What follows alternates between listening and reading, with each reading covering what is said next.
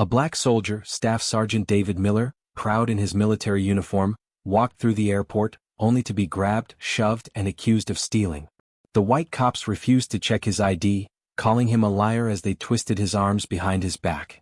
But just when it seemed all hope was lost, karma hit harder than anyone ever expected. Stay tuned.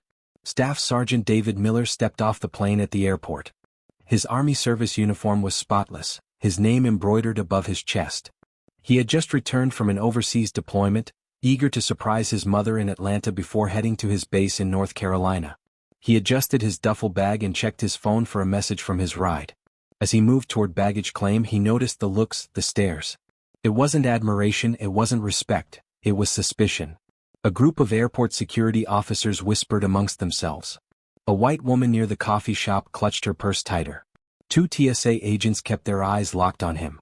David had been in uniform long enough to recognize the difference between admiration and fear.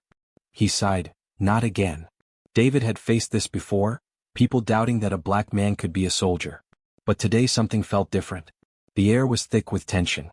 As he reached the escalator, a sharp voice cut through the noise. "Hey, you, stop right there." David froze, his muscles tensed.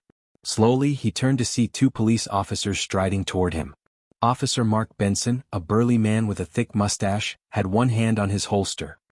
His partner, Officer John Harris, a tall, wiry man with sharp blue eyes, glared at David as if he had already done something wrong. David kept his hands visible.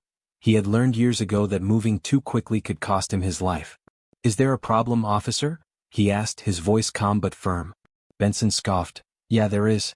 We got a report about a stolen military uniform, and look at you walking around wearing one." David blinked. "Excuse me?" "Don't play dumb," Harris sneered. "Where'd you get that uniform?" David squared his shoulders. "I earned it." Benson snorted. "Really? You expect us to believe that?" He gestured to David's duffel bag. "Open it." A small crowd had started forming. Travelers slowed their steps, whispering amongst themselves. A woman pulled out her phone and started recording. David took a deep breath. "I don't have to show you anything unless you have probable cause. You have no reason to search my property." Harris stepped closer, his jaw tight. "Listen here, boy, you do what we say or we'll make you do it." The word boy cut deep. David clenched his fists but kept his composure. "I'm not a boy. I'm a staff sergeant in the United States Army, and you have no right to harass me." Benson smirked.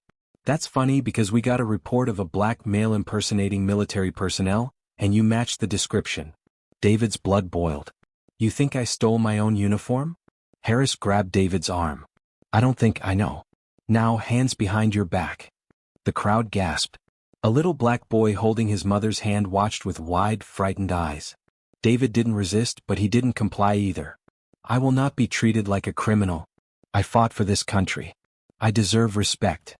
Benson yanked the duffel bag off his shoulder and dumped it onto the floor.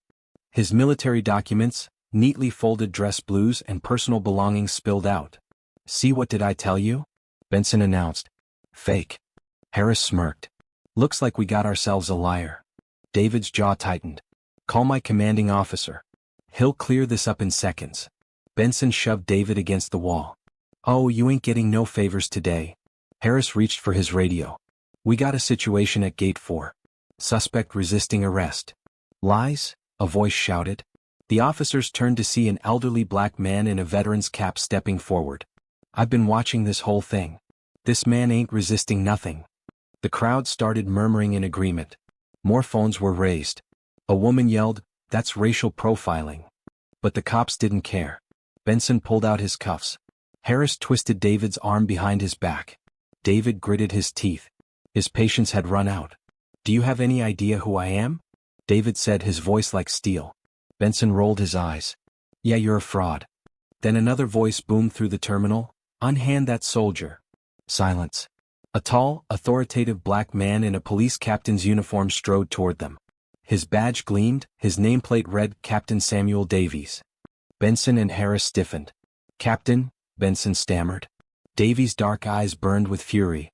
"I said unhand that soldier right now." The officers hesitated before finally releasing David. He straightened his uniform, his arms aching from their grip. Davies turned to David. "Are you all right, Sergeant?" David nodded. "I'm fine, sir. But these two men just assaulted me, falsely accused me of a crime, and disrespected my service. Davy's jaw tightened.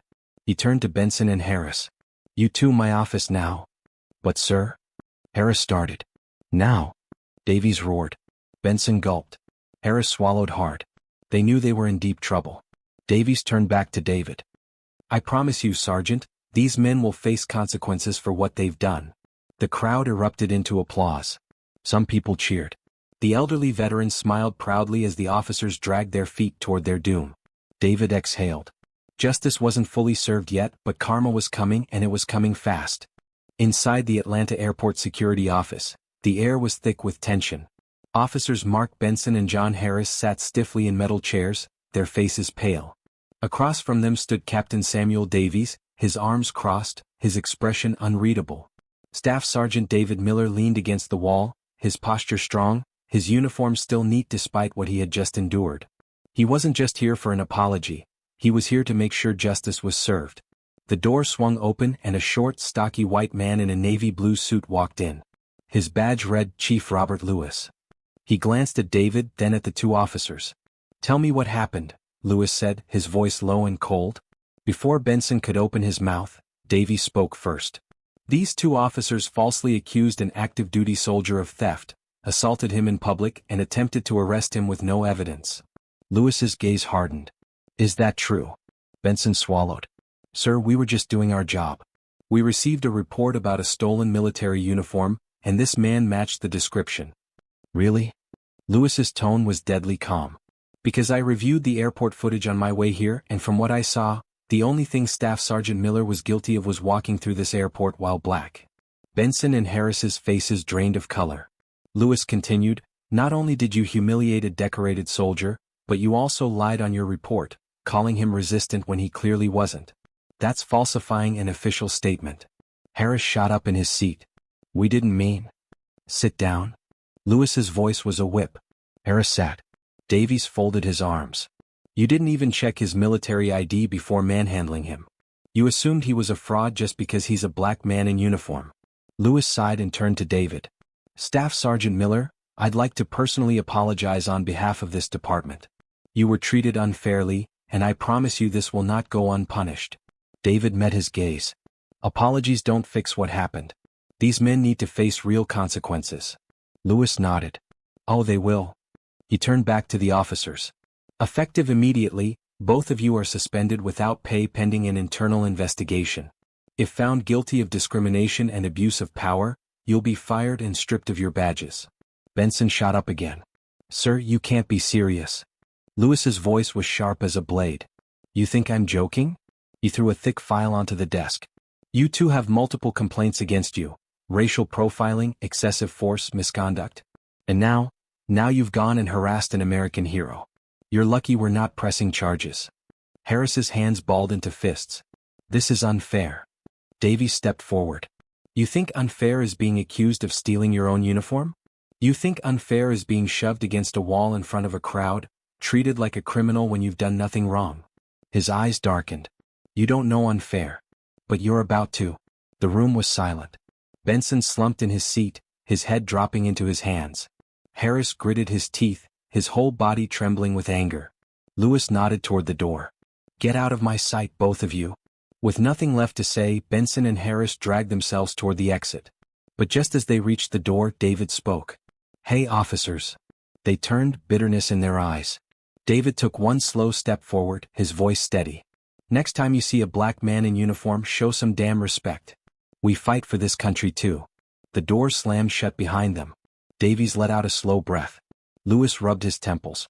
Miller, Lewis said, if you ever need anything, don't hesitate to reach out. David nodded. I appreciate that, sir.